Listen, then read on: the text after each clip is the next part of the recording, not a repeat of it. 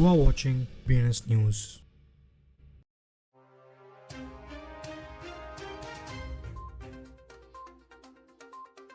Welcome to today's crypto news. चलिए पहले हम देखते हैं आज की हेडलाइंस। यूएस ने रशियन क्रिप्टो प्लेटफॉर्म्स को मनी लॉन्ड्रिंग टाइज के लिए सैंक्शन किया। Hong Kong crypto OTC derivative rules को यूरोपियन स्टैंडर्ड्स के साथ अलाइन करेगा।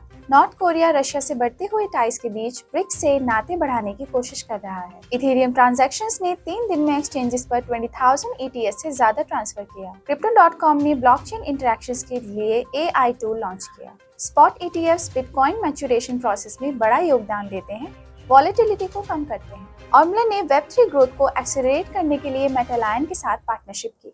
Laser hardware wallet Uphold stopper के साथ पार्टनरशिप के जरिए क्रिप्टो बाइंग ऑप्शंस को एक्सपेंड करता है। डिसेंट्रलाइज्ड एक्सचेंजेस का वॉल्यूम बढ़कर $31.67 बिलियन हो गया। अनस्टॉपेबल डोमेन्स ने बेस पर मीम कॉइन का .benji अनाउंस किया।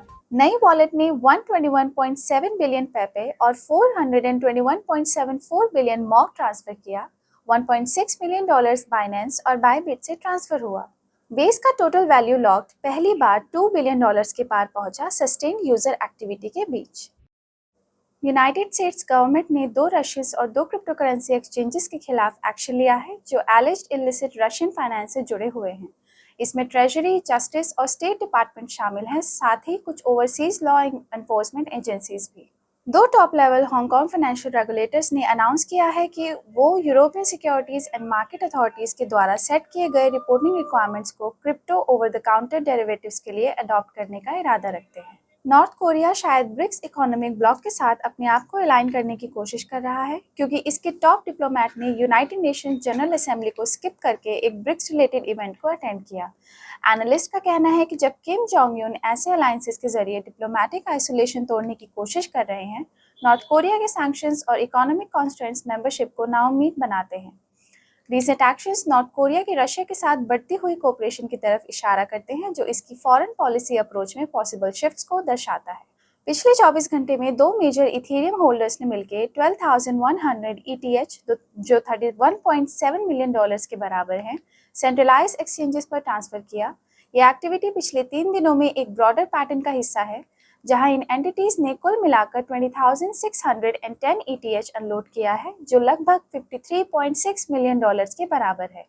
ये लार्ज स्केल ट्रांसफर्स मार्केट पर पोटेंशियल सेलिंग प्रेशर के कंसर्न्स को बढ़ा रहे हैं। Crypto.com ने Crypto.com AI एजेंट SDK का इंट्रोडक्शन दिया है, जो artificial intelligence powered software development kit है, design to simplify blockchain functions के साथ इंटरैक्शंस, बल्कि वॉइस कमांड्स के जरिए भी। बिटकॉइन की जर्नी एक हाईली वॉलेटाइल डिजिटल एसेट से लेकर एक स्टेबल और मैच्योर फाइनेंशियल इंस्ट्रूमेंट बनने की तरफ बिटकॉइन स्पॉट ETFs की इंट्रोडक्शन से शेप हो रही है। क्रिप्टो क्वांट के नए एनालिसिस के अकॉर्डिंग क्रिप्टो मेवसेमी के एक रीसेंट पोस्ट में एनालिस्ट ने हाईलाइट किया है कि स्पॉट ETFs बिटकॉइन के प्राइस डायनामिक्स और इन्वेस्टर बिहेवियर को कैसे इन्फ्लुएंस कर रहे हैं, जो एक स्टेबल मार्केट एनवायरनमेंट में योगदान दे रहा है। मेटालायन, जो ब्लॉकचेन न्यूज कवर करने वाला एक एडवांस मीडिया प्लेटफॉर्म है, ने ऑर्बलर के साथ एक स्ट्रैटेजिक अलायंस का अनाउंसमेंट किया है, जो कम्युनिटी को इनोवेशंस के थ्रू एम्पावर करता है।